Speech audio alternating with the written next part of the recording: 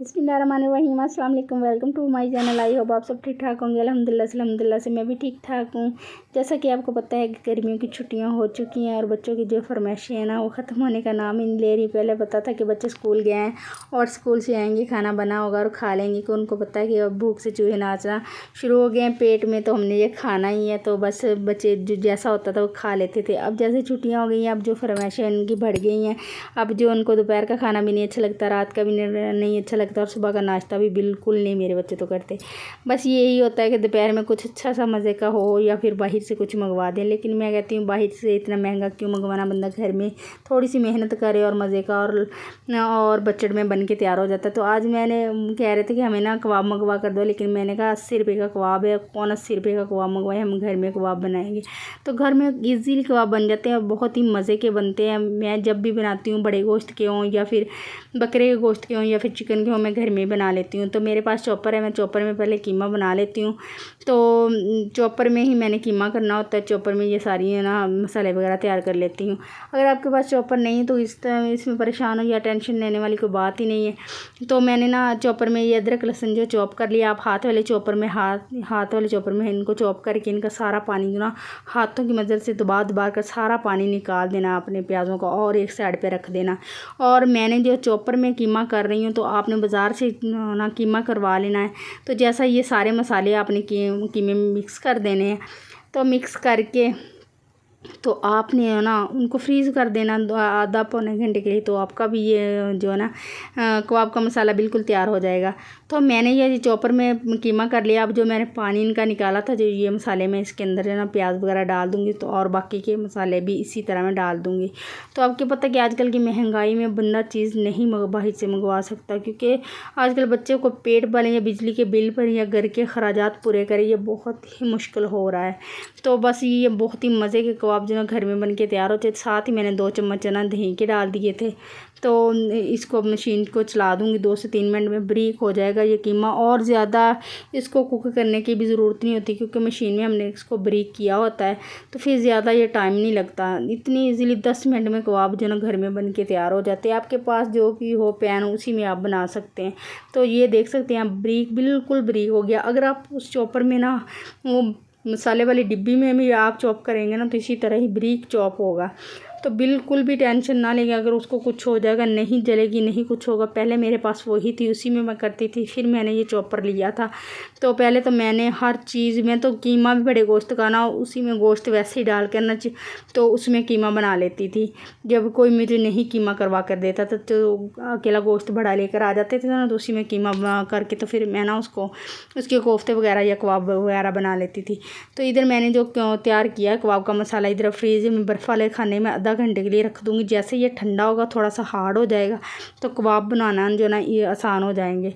तो अब मैंने बनाना था रायता, तो मैंने सोचा कि अपने है ना इधर से लेकर आती हूँ जी पुदीना मैंने घर में लगाया हुआ है, क्योंकि पुदीना जो ना घर में इजीली हो जाता है, गमलों में बहुत ही अच्छा लगता है। वैसे भी हरा हरा सा ये मेरा पुदीना छत के ऊपर पड़ा रहा है धूप में, तो इसलिए ना ये जल गया था। ये देख सकते हैं आप ना, इसकी बहुत ही ज़्यादा कंडीशन जो ना ख़राब हो गई थी। तो फिर मैंने इनको छाँव में इधर रख लिया सीढ़ियों में, तो अब ये फिर हरा भरा हो गया। तो पहले तो ये इस तरह था, मुझे लग रहा था कि सारा जल गया है, बस अब इसने बिल्कुल नहीं ग्रोथ करनी, लेकिन माशाल्लाह से अल्हम्दुलिल्लाह से फिर ये ग्रोथ पे आ गया है। तो इसकी जो चटनी घर के पुदीने की ना, उसकी खुशबू ही बहुत ज़्यादा होती है, बहुत ही प्यारी खुशबू होती है। तो ये मैंने पुदीना, सब्ज़ धनिया और एक सब्ज़ मिर्च की ना ये चटनी बना लूँगी। और जो दही होती है ना, उसमें घर की जितनी मलाई होती है ना, यानी कि 4 से 5 चम्मच उसमें मलाई के डालकर उन दोनों चीज़ों को अच्छी तरह मिक्स कर लेती थी। तो फिर वो बहुत ही क्रीमी सी, बहुत ही मज़े की बन जाती है सॉस। जैसे ना हम वो शवारमा सॉस नहीं होती, इसी तरह का सॉस बन जाता है, बहुत ही मज़े का लगता है। तो उसी में फिर मैंने चाट मसाले की भी 1 चमची डाल देती हूँ। तो ये देख सकते हैं, फ्रेश सा पुदीना है, बहुत ही लाजवाब, बहुत ही मज़े का। तो मुझे दिल चाह रहा कि मैं इतना ज़्यादा तोड़ लूँ, लेकिन इतना ज़्यादा ज़ाया हो जाएगा। बस मैंने जो नरम नरम टमाटानियाँ ना वो तोड़ ली, अब इधर से और ये हरा भरा हो जाएगा। जैसे पुदीना तोड़कर नीचे आई हूँ तो ये देख जी कमरे में इनकी लड़ाई झगड़ा शुरू था। तो लड़ाई झगड़ा इसलिए हो रहा है कि जी ये कह रही कि मैंने ना ड्रामा देखना, दूसरा कह रहा है कि मैंने कार्टून देखने हैं। इसी वजह से ये आपस में बहुत लड़ते हैं। जो बड़ी बहन है और ज़ाइम इसकी बहुत आपस में लड़ती है, और माही के साथ ज़ाइम की बिल्कुल नहीं बढ़ती, इतना इसको मारता है, इतना मारता। हालांकि माही बड़ी है और ज़ाइम छोटा है, तो आपस में लड़ाई बहुत होती है। तो घर में पता चल जाता है कि बच्चे हैं घर में, अगर ना हो तो घर भी खाने को आता है। इस तरह होती है कि जिस तरह से बंदा ना घर में अकेला ही बंदा ख़त्म हो जाएगा, जैसे कि दम घुटने वाला हो जाता है। तो मैं कहती हूँ अल्हम्दुलिल्लाह से अल्लाह ताला ने बच्चे दिए हैं। अगर शोर शराबा होता है तो बच्चे हैं तो ये शोर शराबा करते हैं, इन्हीं की वजह से तो इतनी रौनक होती है घर में। अक्सर लोग बहुत तंग आ जाते हैं, लेकिन मैं कभी तंग नहीं आई। मैं कहती हूँ हंसें खेलें, यही तो उम्र है, पता नहीं आगे जाकर क्या होना है क्या नहीं। बातें तो होती रहेंगी। तो चलते हैं किचन में। या तो इधर जो हड्डियाँ बच गई थी उसके बना रही थी ज़ाइम के लिए सूप। तो ज़ाइम को बहुत ज़्यादा सूप पसंद है, तो कितने दिनों से मुझे कह रहा था कि मम्मा जानी मुझे सूप बना कर दो। तो फिर मैंने सोचा आज ये जो हड्डियाँ बच गई ना इसका ना सूप बना देती हूँ ज़ाइम को। तो ये चटनी के जो पुदीना और सब्ज़ धनिया तोड़ कर लाई थी, अच्छी तरह से ये वॉश करके रख लिया। फिर इसकी बनाऊँगी चटनी। और बेल इनकी बच चुकी है।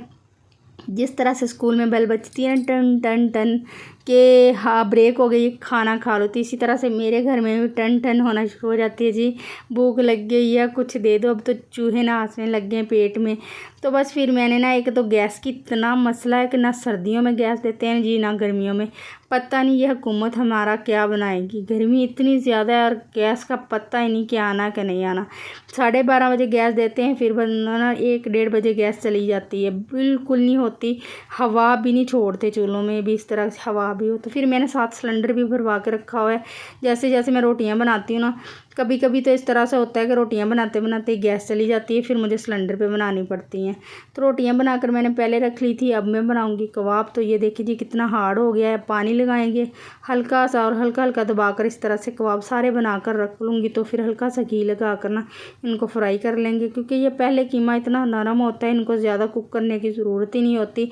बस हल्का हल्का से 5-10 मिनट लगते हैं, तो बहुत ही मज़े के लाजवाब से जो ना कबाब बन के तैयार हो जाते। तो मैंने ये सारे इस तरह से बनाकर रख ली हैं। आप जिस तरह की मर्ज़ी शेप दे दें, गोल दे दें, टिक्की वाली दे दें, लंबी दे दें, जैसी भी आपको वैसे ही आप दे सकते हैं। तो मेरे पास तो ये पैन, तो मैंने इसमें घी डालकर इसको 3-4 कबाब इसमें मैंने रख लिए। आपके पास अगर दूसरा सिल्वर स्टील वाला पैन है ना, तो फिर भी कोई बात नहीं, उसमें भी ये इजीली बन जाते हैं। अगर नहीं तो इसमें थोड़ा सा आप ना हाफ अंडा भी डाल सकते हैं कि उसमें अगर ज़्यादा चिपके। तो माशाल्लाह अल्हम्दुलिल्लाह से ये देखिए जी हमारे कबाब जो बिल्कुल रेडी हो गए हैं।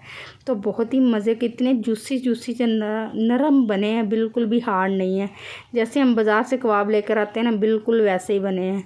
तो आज मेरे से प्याज वगैरह नहीं कटिंग हुई, क्योंकि मुझे थी जल्दी और टाइम बहुत थोड़ा था और गैस भी चली जाती थी। तो इसलिए आज मैंने कोई भी सलाद वगैरह नहीं बनाई। तो इसी तरह फिर मैंने इनको ना खाना दे दिया था, क्योंकि बच्चे जो है ना, आपको पता भूख नहीं बर्दाश्त करते। अगर भूख ख़त्म हो जाए फिर फ़ायदा कुछ नहीं होता बच्चों को देने का, फिर बच्चे खाना नहीं खाते पेट भर के।